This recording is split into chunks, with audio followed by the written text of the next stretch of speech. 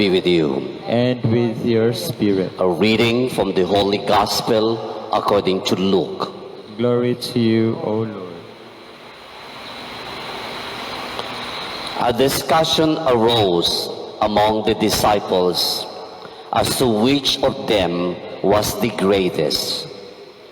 Jesus, who knew their thoughts, took a little child and placed it before him, after which he said to them, "Whoever welcomes this child on my account welcomes me, and whoever welcomes me welcomes him who sent me. For the least one among you is the greatest." It was John who said, "Master, we saw a man using your name to expel demons, and we tried to stop him because he is not of our company." Jesus told him in reply, "Do not stop him, for any man who is not against you is on your side." Sisters and brothers, the Gospel of the Lord. Praise to you, O Lord Jesus Christ. Lord, bend your ear and hear my prayer. Is today's response in today's responsorial psalm taken from the book of Psalms, chapter 17, verses 1 to 3 and verses 6 and 7. Lord, bend your ear and listen to or hear my prayer. And I strongly believe for the past 7 months or so, that has always been our prayer deep inside our hearts.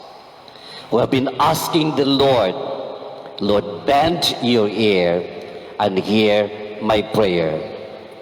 And we have to wait because only God's ways and not our ways are to be followed.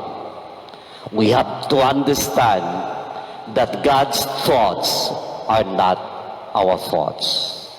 In other words, we have to continue to remain humble and patient, waiting for the proper time, because God alone and God alone knows when is the best time for this pandemic, the COVID-19, to stop. We have to continue to put our trust and confidence in Him, invoking and calling on His holy, glorious, and powerful name. Lord, please bend your ear to me and hear my prayer. Today, my dear friends, the whole world, and including especially our beloved country, the Philippines, we celebrate today the feast of the first of the 2 Filipino saint martyrs in the country, that is San Lorenzo Ruiz de Manila.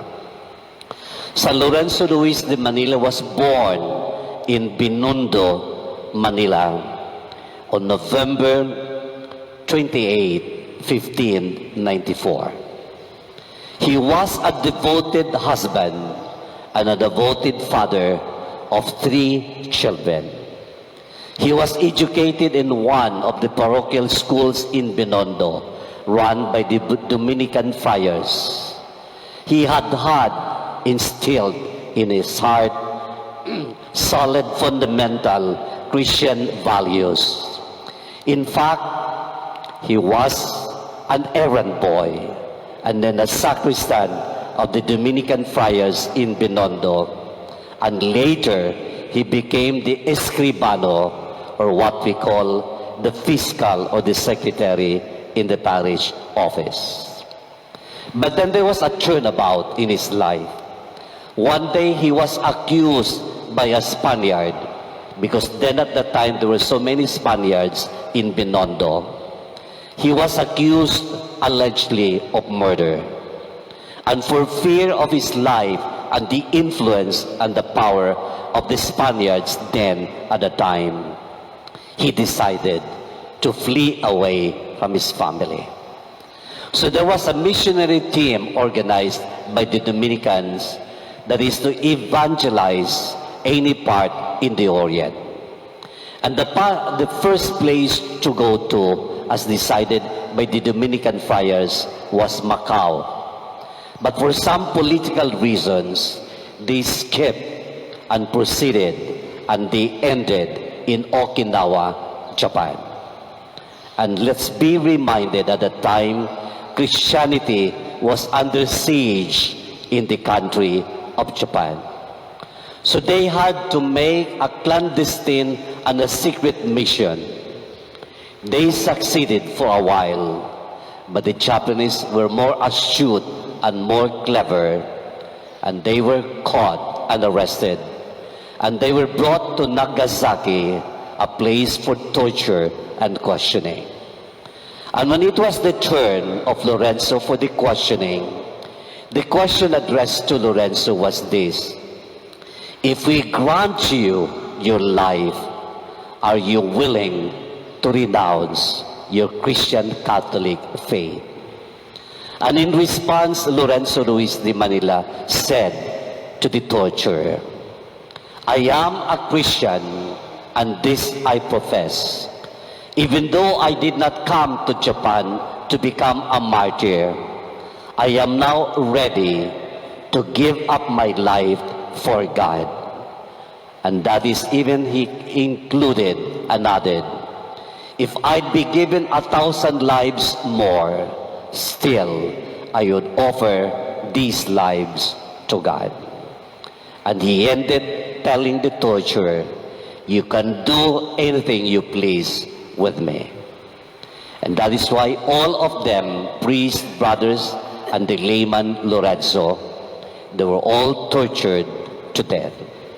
They were brought to a place similar to Calvary, Nashishaka in Nagasaki, and one by one, in different ways, were tortured by the Japanese. And on his part, Lorenzo was hung head down, and for 3 days, all of them died. And when they were all dead, the remains were burned into ashes, and the ashes were thrown into the sea near the harbor of the Nagasaki harbor.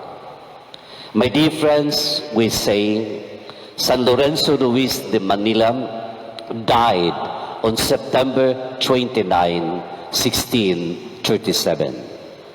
And along with the other companions of San Lorenzo, priests, brothers, and himself, they were beatified in Manila by Pope John Paul II on February 18, 1981. And after having proven the sanctity of his life through miracles, in Rome, again by the same Pope John Paul II, San Lorenzo was canonized, given the full-fledged honor as a saint on October 18, 1987. My dear friends, sisters, and brothers, let us always remember he was the first Filipino saint martyrs.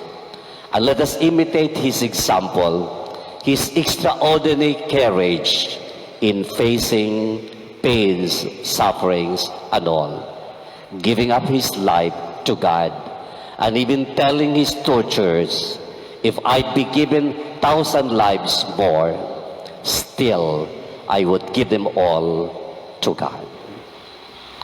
Please stand.